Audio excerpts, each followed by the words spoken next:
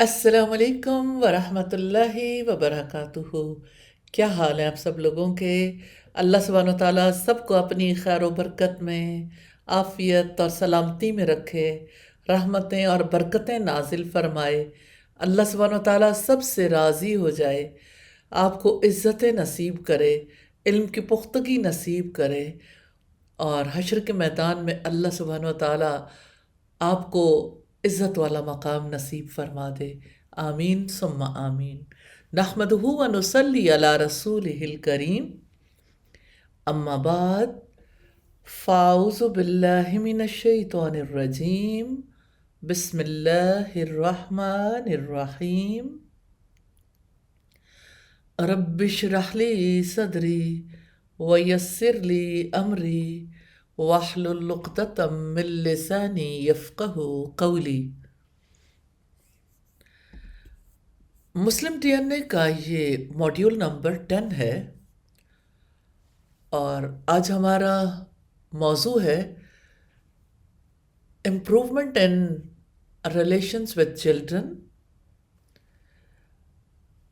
और पहली बात जो आपके सामने रखना चाहती हूँ, जहानों के बादशाह का फरमान है, अल्लज़ी खलक़ल मौत वल हयात लियब्लुवकुम अय्युकुम अहसनु अमला वहुवल अज़ीज़ुल गफ़ूर।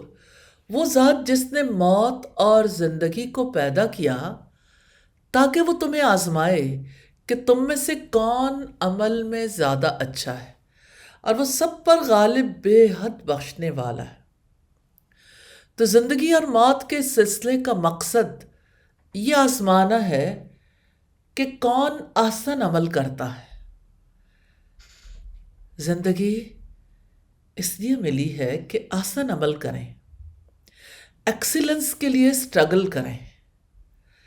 इस ज़िंदगी में वही कामयाब है जो एक्सीलेंस की तरफ सफ़र करते हुए मुसलसल अपनी सेल्फ इम्प्रूवमेंट के लिए कोशिश करते हुए ज़िंदगी गुजारता है। और हमने देखा सेल्फ इम्प्रूवमेंट के हवाले से self improvement and divine connection, improvement in physical, mental, spiritual health, और सेल्फ इम्प्रूवमेंट के लिए मॉरल एंड एथिकल इम्प्रूवमेंट, और इम्प्रूवमेंट इन रिलेशनशिप्स के हवाले से हमने देखा relations with parents, relations with spouse. अब हम देख रहे हैं रिलेशंस विद चिल्ड्रन। आज के मॉड्यूल में हम ऐसे रिश्ते के बारे में देखेंगे जो इंसान को बेहद अजीज है। एक मुसलमान के डीएनए में वालिदैन और औलाद के रिश्ते के बारे में कौन सी बुनियादी चीज़ें होनी चाहिए। आगे बढ़ने से पहले आइए जायज़ा लेते हैं कि क्या हमें इस रिश्ते में इम्प्रूवमेंट का रोड मैप जानने की ज़रूरत है। देखिए, दो मैप्स आपके लिए बड़े ज़रूरी हैं, एक माइंड मैप और एक रोड मैप। माइंड मैप ये कि आपको क्लैरिटी हो, आपके जहन में नक्शा वाज़ेह हो, और रोड मैप ये है कि आपको ये पता हो जाना कैसे और किस तरीके से चलना है। हमें अपने इर्द गिर्द कितनी माएँ नज़र आती हैं जिनके आंसू नहीं थमते। कितनी ऐसी माएँ हैं जिनके खूबसूरत सेहतमंद बच्चे नशा करते करते हड्डियों का ढांचा बनकर रह जाते हैं। कितनी ही माँओं के काबिल बच्चे पेशावर मुजरिम बन जाते हैं। कितनी ही माँओं के बच्चे अपने ही वालिदैन के खिलाफ तन कर खड़े हो जाते हैं और उनसे नफरत करने लगते हैं। जब पानी सर से गुजर चुका होता है तो माएँ कहीं उलमा और कहीं माहिरीन नफ्सियात के सामने फरियादें करती हैं, हमारे बच्चों को बचा लें। वो कहती हैं, हमने तो इनकी बेहतरीन परवरिश की थी, हमने तो इन्हें वो सब कुछ दिया था जो इन्होंने मांगा। बेहतरीन खाना दिया, बेहतरीन कपड़े दिए, बेहतरीन खिलौने दिए, हर वो चीज़ दी जिसकी इन्हें ज़रूरत थी। फिर पता नहीं क्यों हमारे बच्चे बिगड़ गए। माँओं से सवाल है, ऐसा नहीं है कि बाप से नहीं है, सभी से सवाल है। کیا آپ نے اپنی اولاد کو زندگی کا مقصد سکھایا؟ کیا آپ نے انہیں ان کے رب کا تعلق سکھایا؟ کیا آپ نے انہیں ان کے رسول کا تعلق سکھایا؟ کیا آپ نے انہیں ان کا دین سکھایا؟ کیا آپ نے انہیں قرآن سکھایا؟ کیا آپ نے انہیں انبیاء کی زندگیوں کے اسباق سکھائے؟ کیا مسلمانوں کی تاریخ کے بارے میں کچھ بتایا؟ چلیے، آج کا برننگ ایشو ہے فلسطین۔ کتنی مائیں ہیں جنہوں نے فلسطین کی ہسٹری کبھی اپنے بچوں کو بتائی ہو، اپنے تیسرے حرم کا تعارف ہی کرایا ہو، مسجد اقصیٰ کے ساتھ دلی تعلق ہی جوڑنے کی کوشش کی ہو۔ کتنے دکھ کی بات ہے ہم اپنے بچوں کو اللہ سبحانہ و تعالیٰ سے غافل رکھتے ہوئے اور مضبوط اخلاقی تربیت سے محروم رکھتے ہوئے ان کی پرورش کرتے ہیں، پھر ہم ان سے توقع رکھتے ہیں کہ وہ صالحین سیدنا ابو بکر، سیدنا عمر، سیدنا عثمان اور سیدنا علی جیسے بن جائیں۔ آپ جانتے ہیں مالٹے اور سیب بلوت کے درختوں پر نہیں اگتے۔ ہم صرف کھانا کھا کر زندہ نہیں رہ سکتے۔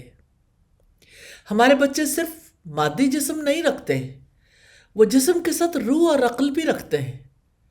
والدین کی ذمہ داری ہے کہ وہ اپنے بچوں کی مادی ضروریات کے ساتھ ساتھ ان کی عقلی، فکری اور روحانی ضروریات کی تکمیل پر بھی توجہ دیں اور ان کی ہر لحاظ سے تربیت کریں۔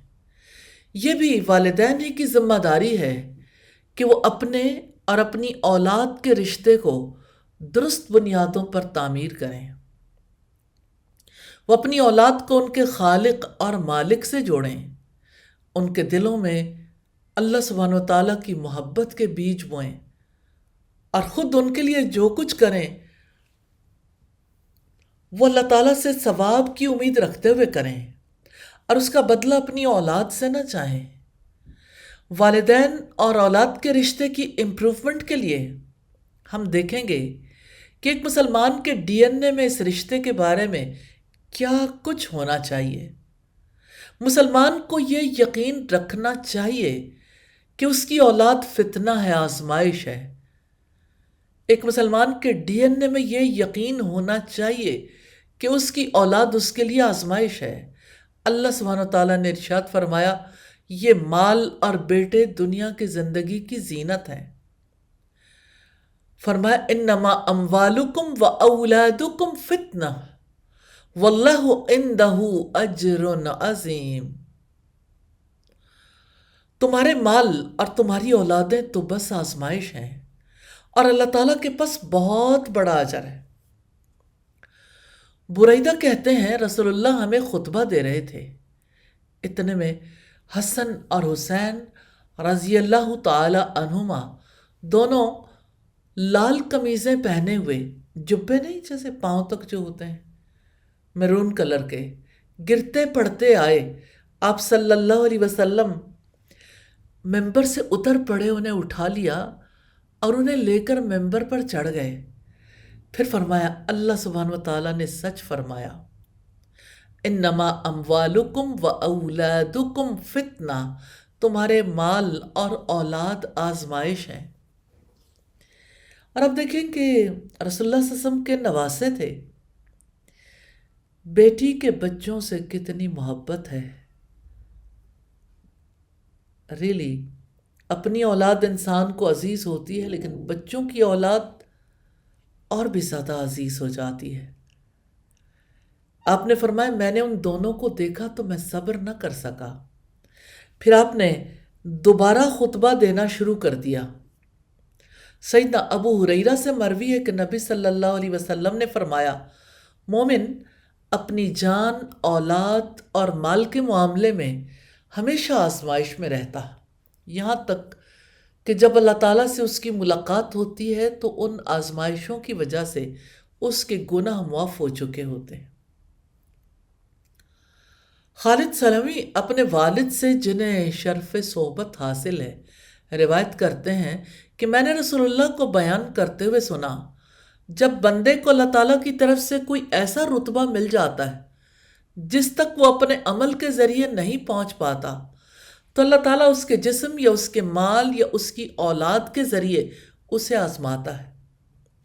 پھر اللہ تعالیٰ اسے صبر کی توفیق دیتا ہے، یہاں تک کہ وہ بندہ اس مقام کو جا پہنچتا ہے جو اسے اللہ تعالیٰ کی طرف سے ملا تھا۔ اللہ اکبر۔ مسلمان یقین رکھتا ہے کہ وہ اپنی اولاد کے بارے میں ذمہ دار اور جواب دہ ہے، اور ایک مسلمان کے ڈی این اے میں یہ یقین ہونا چاہیے کہ وہ اپنی اولاد کے بارے میں ذمہ دار ہے اور اللہ تعالیٰ کے سامنے جواب دہ ہے۔ اللہ رب العزت نے ارشاد فرمایا، یا ایھا الذین آمنوا قوا انفسکم واہلیکم نارا وقودھا الناس والحجارہ، اے وہ لوگوں جو ایمان لائے ہو، اپنے آپ کو اور اپنے اہل و عیال کو آگ سے بچاؤ جس کا ایندھن آدمی اور پتھر ہوں گے۔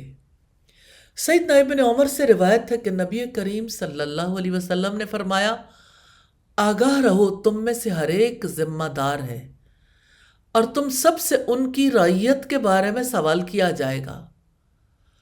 پس وہ امیر جو لوگوں کا ذمہ دار ہے، اس سے اس کی رعیت کے بارے میں سوال کیا جائے گا، اور جو آدمی اپنے گھر والوں کا ذمہ دار ہے، اس سے ان کے بارے میں سوال کیا جائے گا، اور عورت اپنے شوہر کے گھر اور اس کی اولاد کی ذمہ دار ہے، اس سے ان کے بارے میں پوچھا جائے گا، اور غلام اپنے آقا کے مال کا ذمہ دار ہے، اس سے اس کے بارے میں پوچھا جائے گا۔ آگاہ رہو، تم میں سے ہر ایک ذمہ دار ہے اور ہر ایک سے اس کی رعیت کے بارے میں پوچھا جائے گا۔ اسلام ہر فرد کی گردن میں ذمہ داری کا طوق ڈالتا ہے اور کوئی اس سے راہ فرار اختیار نہیں کر سکتا۔ مسلمان والدین پر اپنے بچوں کی تربیت کی ذمہ داری عائد ہوتی ہے۔ وہ اولاد کی تربیت اسلامی تعلیمات کی روشنی میں انجام دے سکیں، اس کے لیے اللہ سبحانہ وتعالیٰ ذمہ دار ٹھہراتے ہیں۔ اللہ سبحانہ وتعالیٰ چاہتے ہیں کہ ہر ماں باپ اپنی اولاد کے اندر اچھے اخلاق کی نشو و نما کریں، جس کی بنیاد ان اخلاق حسنہ پر ہو جن کی تکمیل کے لیے رسول اللہ کو بھیجا گیا، جیسا کہ رسول اللہ نے ارشاد فرمایا، انما بعثت لأتمم مکارم الاخلاق، میں اچھے اخلاق کی تکمیل کے لیے مبعوث کیا گیا۔ مسلمان اپنی اولاد پر مہربان اور شفیق ہوتا ہے۔ ایک مسلمان کے ڈی این اے میں یہ بات شامل ہونی چاہیے کہ وہ اپنی اولاد پر نہایت مہربان، رحم دل اور شفیق ہو۔ ایک مسلمان کو اس بات کو اچھے طریقے سے سمجھنا چاہیے کہ اس کے بچوں کو اس کی مخلصانہ محبت، گرم جوشی اور شفقت کی شدید ضرورت ہے۔ ان کی صحت مند نشو و نما اسی وقت ممکن ہے جب وہ ہر قسم کی نفسیاتی الجھن، پیچیدگی اور مسائل سے آزاد ہوں۔ یہ صحت مند نشو و نما ان کو آپٹمزم، رجائیت، خود اعتمادی، امید اور حوصلہ مندی سے بھر دے گی۔ اس لیے ایک مسلمان ہر موقع پر اپنے بچوں کے لیے محبت اور توجہ کا مظاہرہ کرتا ہے، ان کی زندگی کو خوشیوں اور مسرتوں سے بھر دیتا ہے، اور ان کے دل کو تحفظ اور اعتماد سے معمور کر دیتا ہے اللہ کے فضل و کرم سے۔ اسلام میں رحم دلی بہت اہمیت کی حامل ہے۔ رسول اللہ صلی اللہ علیہ وسلم انتہائی رحم دل اور مہربان تھے۔ سیدنا انس سے روایت ہے، میں نے بچوں پر رسول اللہ سے زیادہ کسی کو مہربان نہیں پایا۔ آپ کے صاحبزادے ابراہیم ایک آیا کے پاس مدینہ کی پہاڑی کے قریب دودھ پلانے کے لیے رکھے گئے تھے۔ آپ وہاں جاتے اور میں بھی آپ کے ساتھ جاتا۔ آپ گھر میں داخل ہوتے ہی بچے کو اٹھا لیتے، اس کو بوسہ دیتے اور تب واپس آتے۔ آپ نے فرمایا، لیس منا من لم یرحم صغیرنا ولم یعرف حق کبیرنا، وہ ہم میں سے نہیں ہے جو چھوٹوں پر شفقت نہیں کرتا اور بڑوں کا حق نہیں پہچانتا۔ سیدنا ابو ہریرہ رضی اللہ تعالیٰ عنہ نے بیان کیا کہ رسول اللہ صلی اللہ علیہ وسلم نے حسن بن علی رضی اللہ تعالیٰ عنہ کو بوسہ دیا۔ رسول اللہ کے پاس سیدنا اقرا بن حابس بیٹھے ہوئے تھے۔ کہنے لگے میرے 10 لڑکے ہیں اور میں نے ان میں سے کسی کو بوسہ نہیں دیا۔ آپ نے ان کی طرف دیکھا اور فرمایا من لا یرحم لا یرحم، جو مخلوق خدا پر رحم نہیں کرتا اس پر بھی رحم نہیں کیا جاتا۔ یہ بخاری کی 5997 نمبر روایت ہے۔ ایک دن ایک دیہاتی آپ کے پاس آیا، کہنے لگا آپ بچوں کو چومتے ہیں، میں تو ایسا نہیں کرتا۔ رسول اللہ نے ارشاد فرمایا اب املک لک ان نزع اللہ من قلبک الرحمہ، کیا تیرے لیے میرے بس میں ہے جبکہ اللہ تعالیٰ نے تیرے دل سے ہی رحمت کھینچ لی۔ ام المومنین سیدہ عائشہ صدیقہ روایت کرتی ہیں جب سیدہ فاطمہ رسول اللہ کے پاس آئیں تو آپ ان کے لیے کھڑے ہو جائے۔ جب بھی آپ کے پاس آتی تو آپ ان کے لیے کھڑے ہو جاتے اور ان کو خوش آمدید کہتے، ان کی پیشانی پر بوسہ دیتے، اپنی نشست کے پاس بٹھاتے۔ جب رسول اللہ ان کے کمرے میں جاتے تو وہ کھڑی ہو جاتی، آپ کے دستے مبارک کو پکڑتی، خوش آمدید کہتی اور پیشانی کو بوسہ دیتی اور اپنی نشست پر بٹھاتی، یہاں تک کہ جب وہ آپ کے مرض الموت کے موقع پر گھر میں داخل ہوئیں تو آپ نے خوش آمدید کہا اور سیدہ کی پیشانی کو بوسہ دیا۔ سبحان اللہ، کیا رحمت ہے، کیا ہی رسول اللہ صلی اللہ علیہ وسلم کا اسوہ ہے۔ رسول اللہ کی بچوں پر شفقت اور رحمت اس وقت بھی ہوتی جب وہ کھیل میں مشغول ہوتے تھے۔ سیدنا انس فرماتے ہیں جب رسول اللہ کا گزر بچوں کی جماعت کی طرف ہوتا تو آپ مسکرا دیتے اور ان کو سلام کرتے۔ یہ بخاری کی 6247 نمبر روایت ہے۔ رسول اللہ صلی اللہ علیہ وسلم نے قریش کی عورتوں کی تعریف کی کہ وہ اپنے بچوں پر بے حد مہربان ہوتی ہیں اور ان کی پرورش میں بڑی قربانیاں دیتی ہیں۔ سیدنا ابو ہریرہ رضی اللہ تعالیٰ عنہ کی روایت کردہ حدیث میں ہم دیکھ سکتے ہیں، وہ کہتے ہیں کہ میں نے رسول اللہ کو فرماتے ہوئے سنا، ناقہ نشیں عورتوں میں قریش کی عورتیں سب سے اچھی ہیں جو اپنے بچوں پر بے حد مہربان ہوتی ہیں اور اپنے شوہر کے مال کا بڑا خیال رکھتی ہیں۔ ایک مسلمان اپنے بچوں کے ساتھ سختی کا رویہ اختیار نہیں کرتا اور نہ ان کے ساتھ غیر مہذب طریقہ روا رکھتا ہے، اگرچہ اس کی طبیعت اصول کے معاملے میں سخت موقف اختیار کرنے کی طرف مائل ہوتی ہے، لیکن دین اسلام کی ہدایات اور اس کی رہنمائی اسے نرم دل بنا دیتی ہے اور اس کے اندر محبت اور شفقت کے احساسات کو ابھارتی رہتی ہے۔ مسلمان اپنی اولاد کے درمیان انصاف کرتا ہے۔ ایک مسلمان کے ڈی این اے میں یہ بات موجود ہوتی ہے کہ وہ اپنی اولاد کے ساتھ مساویانہ اور منصفانہ برتاؤ کرتا ہے۔ وہ کسی طرح بھی ایک کو دوسروں پر فوقیت نہیں دیتا، کیونکہ وہ جانتا ہے کہ اسلام نے والدین کو اس سے منع فرمایا ہے۔ اس کی وجہ سے منفی نفسیاتی اثرات اس بچے پر پڑ سکتے ہیں جس پر اس کے کسی دوسرے بھائی کو فوقیت دی گئی۔ وہ بچہ جو یہ محسوس کرتا ہے کہ اس کے ساتھ اس کے بھائی اور بہنوں کے مقابلے میں مساویانہ برتاؤ نہیں کیا گیا، اس کی نشو و نما نفسیاتی الجھنوں کے ساتھ ہوتی ہے اور اس کا دل حسد اور نفرت کی آگ میں جلتا رہتا ہے۔ اس کے برعکس وہ بچہ جس کی پرورش اس طرح ہوتی ہے کہ وہ محسوس کرتا ہے کہ اس کے اور اس کے دوسرے بھائی بہن کے ساتھ یکساں برتاؤ کیا جا رہا ہے، اس کی نشو و نما صحت مند طریقے پر رشک اور حسد سے اور نفرت سے پاک ہوتی ہے۔ وہ خوش مزاج، روادار اور اپنی ذات پر دوسروں کو ترجیح دینے والا ایثار پیشہ ہوتا ہے۔ اسلام مسلمان والدین سے یہی توقع کرتا ہے اور ان کو ایسا کرنے کی تلقین کرتا ہے۔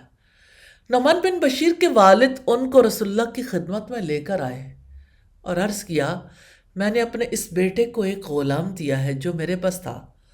رسول اللہ نے دریافت فرمایا، کیا تم نے اپنے ہر بیٹے کو ایسے ہی دیا ہے؟ انہوں نے جواب دیا، نہیں۔ آپ نے فرمایا، تب تم غلام کو واپس دے لو۔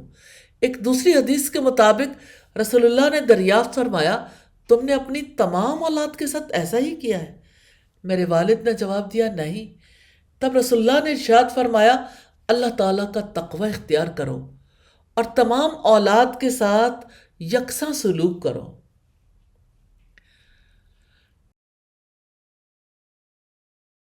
تیسری روایت کے مطابق سیدنا نعمان بن بشیر سے روایت ہے، کہتے ہیں کہ میرے والد نے مجھ کو کچھ دیا تو میری والدہ عمرہ بنت رواحہ نے کہا کہ میں راضی نہیں ہوں یہاں تک کہ تم رسول اللہ کو اس پر گواہ بنا لو۔ وہ رسول اللہ کے پاس آئے اور عرض کی کہ میں نے اپنے بیٹے کو جو عمرہ بنت رواحہ کے بطن سے ہے کچھ دیا ہے، لیکن عمرہ میری اہلیہ نے کہا کہ میں اللہ کے رسول کو اس پر گواہ بنا لوں۔ آپ نے دریافت فرمایا، کیا تم نے اپنے سب لڑکوں کو اسی قدر دیا ہے؟ تو انہوں نے کہا، جی نہیں۔ تو آپ نے فرمایا، اللہ سے ڈرو اور اولاد کے درمیان انصاف کرو۔ نعمان کہتے تھے کہ پھر انہوں نے اپنی دی ہوئی چیز واپس لے لی۔ ایک مسلمان کے پیش نظر ہمیشہ یہ اصول رہنا چاہیے اور اسے اللہ تعالیٰ کا تقوی اختیار کرتے ہوئے اپنی اولاد کے ساتھ منصفانہ رویہ اختیار کرنا چاہیے، اور تحائف، خرچ یا کسی بھی معاملے میں ان میں سے ایک کو دوسرے پر ترجیح نہیں دینی چاہیے۔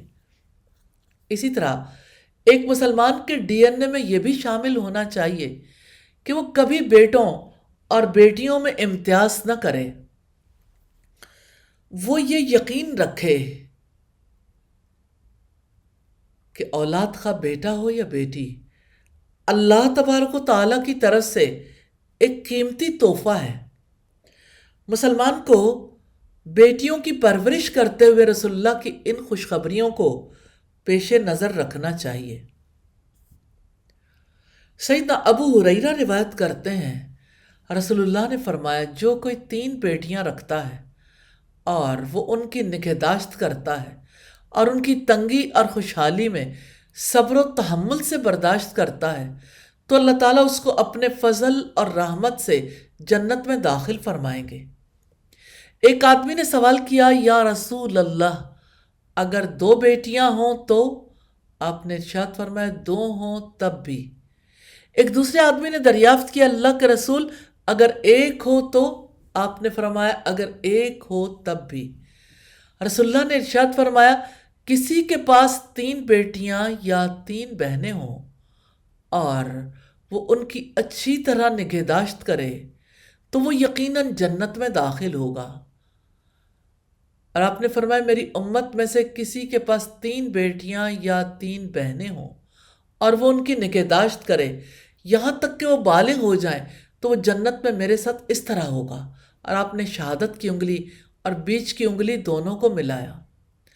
سیدہ عائشہ بیان فرماتی کہ میرے پاس ایک عورت اس حال میں آئی کہ اس کے ساتھ اس کی 2 بیٹیاں تھیں، وہ سوال کر رہی تھی۔ اس نے میرے پاس سوائے ایک کھجور کے کچھ نہ پایا، چنانچہ وہ کھجور میں نے اسے دے دی۔ اس نے اس کے 2 حصے کر کے اپنی 2 بیٹیوں میں تقسیم کر دیا اور خود اس میں سے کچھ نہ کھایا۔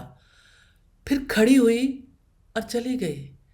پھر جب نبی صلی اللہ علیہ وسلم ہمارے پاس تشریف لائے تو میں نے آپ کو یہ بات بتلائی تو آپ نے فرمایا، جس کو ان بیٹیوں میں سے کسی معاملے کے ساتھ آزمایا جائے وہ ان کے ساتھ اچھا برتاؤ کرے تو وہ بیٹیاں اس کے لیے جہنم کی آگ سے پردہ بن جائیں گی۔ ایک مسکین عورت اپنی 2 بچیوں کے ساتھ آئی، میں نے 3 کھجوریں اس کو دیں، اس نے ایک کھجور ان بچیوں کو دی اور ایک خود کھانے کے لیے منہ تک لے گئی۔ اس کی بچیوں نے اسے بھی مانگ لیا، اس نے اس کھجور کے جسے وہ خود کھانا چاہتی تھی 2 ٹکڑے کیا اور ان دونوں کو دے دیے۔ اس کے اس عمل سے میں متاثر ہوئی اور جب رسول اللہ تشریف لائے تو میں نے یہ واقعہ بیان کیا۔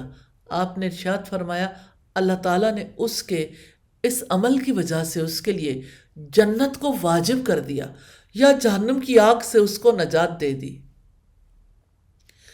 ایک مسلمان اپنی اولاد میں اچھے اخلاق، طور طریقے اور رجحان کو پروان چڑھاتا ہے۔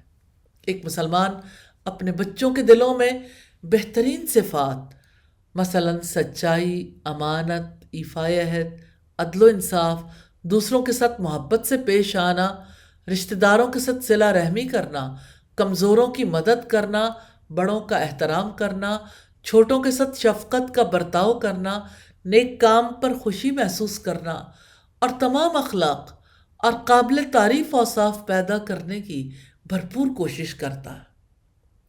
ایک مسلمان کو اپنے بچوں کی تربیت میں بہترین اسلوب اختیار کرنا چاہیے، اسے ان کے سامنے اچھی مثال قائم کرنی چاہیے، اسے ان کی سطح پر اتر کر ان کے ساتھ اچھا برتاؤ کر کے، ان کی ہمت افزائی کر کے، ان کو صحیح مشورے دے کر، ان کے ساتھ شفقت و رحمت کر کے، مہربانی سے پیش آ کر، رواداری اور محبت کر کے، نرمی اور تواضع کے ساتھ ان سے گھل مل کر ان کی تربیت کرنی چاہیے۔ اسے بچوں کے معاملے میں چوکس ہونا چاہیے، لیکن سخت لہجہ اختیار نہیں کرنا چاہیے۔ اسے ناپسندیدہ باتوں کا محاسبہ کرنا چاہیے اور کبھی بیکار باتوں کو نظر انداز بھی کر دینا چاہیے۔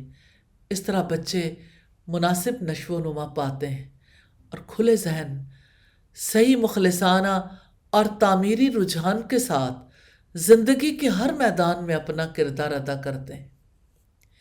ایک مسلمان کبھی اپنی اولاد کے حق میں بددعا نہیں کرتا۔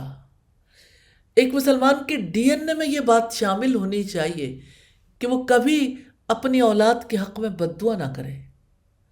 اسے رسول اکرم کی ہدایت پر عمل کرنا چاہیے، جس میں اولاد کے حق میں بددعا کرنے سے منع کیا گیا ہے اور اس بات سے ڈرایا گیا ہے کہ کہیں وہ وقت دعا کی قبولیت کا نہ ہو۔ یہ بات سیدنا جابر رضی اللہ تعالیٰ عنہ والی حدیث میں بیان کی گئی ہے، جو بہت طویل ہے، جس میں ارشاد فرمایا گیا ہے اپنے حق میں بددعا نہ کرو اور نہ اپنی اولاد کے حق میں بددعا کرو اور نہ اپنے مال کے بارے میں بددعا کرو۔ کہیں ایسا نہ ہو کہ جس وقت تم ایسی دعا کر رہے ہو وہ قبولیت کا وقت ہو اور اللہ تعالیٰ تمہاری دعائیں قبول کر لیں۔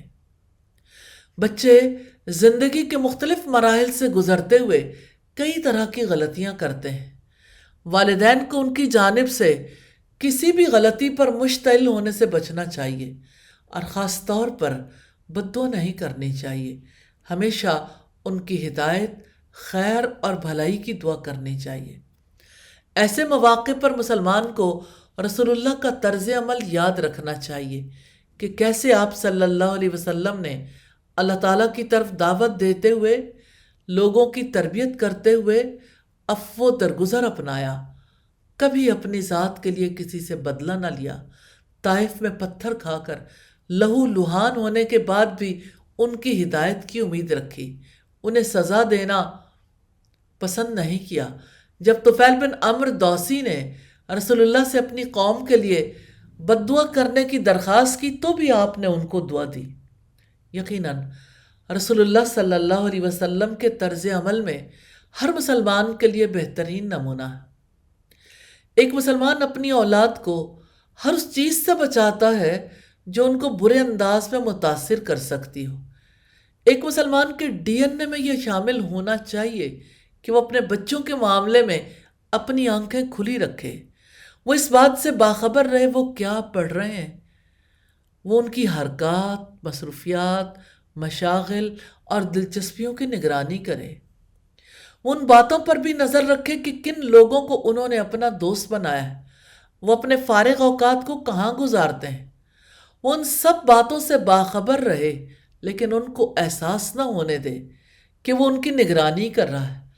اگر وہ کوئی چیز ان کے مشاغل یا مطالعہ میں قابل اعتراض پاتا ہے یا دیکھتا ہے کہ وہ ناپسندیدہ دوستوں میں گھرے ہیں یا غیر مناسب جگہ ان کی آمد و رفت ہے یا انہوں نے غلط عادتیں اختیار کر لی ہیں، جیسے سگریٹ نوشی، حرام کھیلوں میں اپنے اوقات اور اپنی توانائی برباد کرنا، جن سے ان کے اندر نکما پن بڑھ رہا ہے، تو ایسی صورتحال میں وہ فوراً ان کی اصلاح نہایت نرمی اور دانش مندی سے کرتا ہے اور ان کو صراط مستقیم پر لانے کی کوشش کرتا ہے۔ ہر بچہ فطرت اسلام پر پیدا ہوتا ہے اور یہ اس کے والدین ہی ہیں جو اس کو یہودی، عیسائی یا مجوسی بناتے ہیں۔ جیسا کہ رسول اللہ صلی اللہ علیہ وسلم نے ایک صحیح حدیث میں فرمایا، یہ کھلی حقیقت ہے کہ والدین بچے کی شخصیت اور اس کی نفسیاتی ارتقاء پر ابتدا سے سن بلوغ تک غیر معمولی اثرات ڈالتے ہیں۔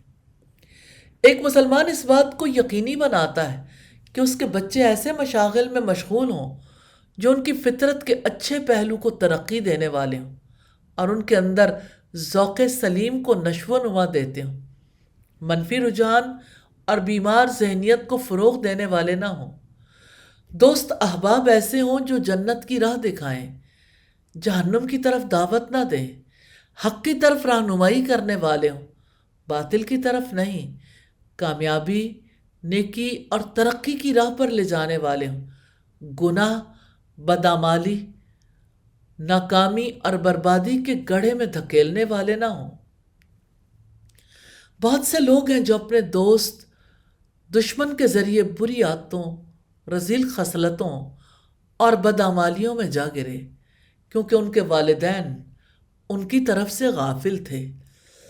تو ایک مسلمان کی شخصیت، ایک مسلمان کا اپنے رب کی پسندیدگی میں ڈھلنا والدین کی مدد کے بغیر ممکن نہیں ہوتا، اس لیے والدین کی ذمہ داری بہت بڑھ جاتی ہے۔ تو والدین کو اپنے بچوں کی تربیت کرنے کے لیے ان کی باتوں کو بہت توجہ سے سننا ہے۔ ایک مسلمان کے ڈی این اے میں یہ شامل ہونا چاہیے کہ وہ اپنے بچوں کی بات کو ویلیو کرتا ہے۔ اب سوچئے کہ اگر ماں بھی اور باپ بھی موبائل پہ بزی ہیں تو بچے کے دل پہ کیا گزرے گی؟ اگر ماں باپ سوشل میڈیا ایکٹیویٹی میں مصروف ہیں یا میڈیا پر کچھ آبزرو کر رہے ہیں یا کوئی اخبار پڑھ رہا ہے، کوئی اپنے کاموں میں بزی ہے، تو یہ کیسی امانت ہے جس میں اتنی زیادہ خیانت ہے؟ تو جو شخص اپنے بچے کی بات کو ویلیو کرتا ہے، انہیں توجہ سے سنتا ہے، وہ اپنے بچوں کو یہ موقع دیتا ہے کہ وہ کھل کر اس کے سامنے اپنے دل کی بات کر سکیں، وہ ان کی حوصلہ افزائی کرتا ہے کہ وہ اس سے سوال کر سکیں۔ اس معاملے میں بھی رسول اللہ صلی اللہ علیہ وسلم کی ذات میں ہمارے لیے بہترین نمونہ ہے۔